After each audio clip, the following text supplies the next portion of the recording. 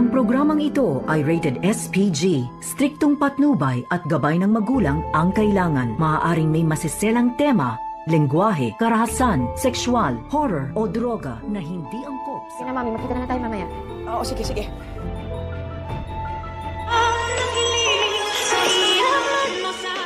Narito na nga ang ating pakabangan ngayong Lunes sa Abot Kamay na Pangarap. Dito naman nakumuha ng pagkakataon itong si Zoe nang tawagan itong kanyang ina na si Moira at kinamusta.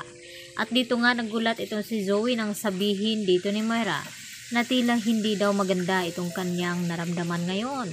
Dahil may sakit nga siya at inuubo at dito nga nag-alala ng husto itong si Zoe. At nagtanong nga itong si Zoe kung ano-ano pa ang mga sakit dito ni Moira.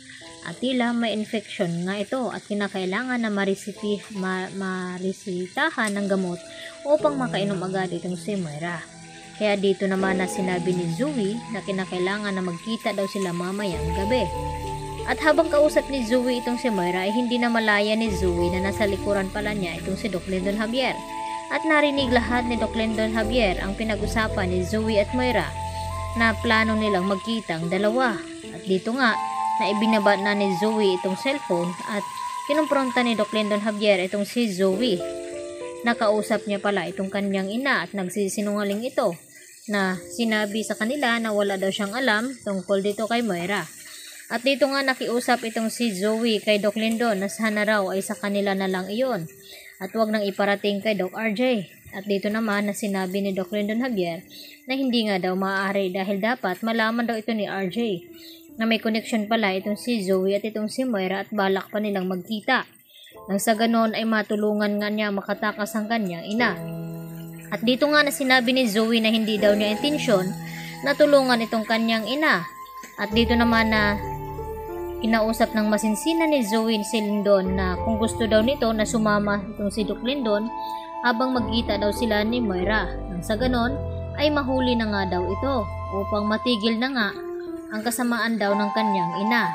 Subalit tila hindi kumbinsido itong si Doc Lyndon sa mga sinasabi nga dito ni Zoe. Sa kabilang banda, kinausap naman ng receptionist itong si Annalyn sa pag-akala na itong si Zoe na may importanteng tawag nga daw sa kanya na naghihintay. At tila isang babae nga daw ito at nagtaka itong si Annalyn dahil hindi naman daw siya itong si Zoe. Baka daw ay ina ni Zoe ito.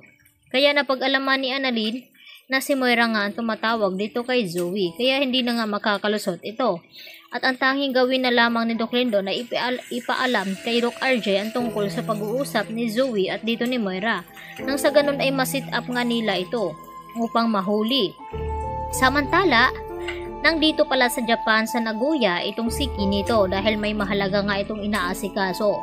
At sakto naman na nakita niya dito itong si Moira na paalis na nga ng Japan. Bago nga paalis itong si Moira ay tumawag pa sa kanyang anak na si Zoe na na-release na nga daw niya itong bagong identity ng passport. At dito naman nalungkot itong si Zoe kung kailan daw ang alis nito at sinabi ni Zoe na hindi man lang daw ba sila magkita sa huling sandali. At tila naawa naman ng husto itong si Moira sa kanyang anak kaya nagpasya ito na makipagkita dito kay Zoe. At ito na nga ang tamang pagkakataon at tumawag din itong si Kinito kay RJ at ipinaalam na nandun na nga sa airport tong si Moira na kanilang hinahanap at parang papaalis na nga ito. At tila sinabi rin dito ni Doc Lyndon Javier na alam niya na magkikita daw itong mag-ina na si Zoe at ito ngang si Moira. Kaya ito na ang kanilang pagkakataon upang hulihin nga ng tuluyan itong si Moira. Kaya yan ang ating abangan mamaya mga kapuso, dito lamang yan sa Abot Kamay na Pangarap. Yan lang po at maraming salamat.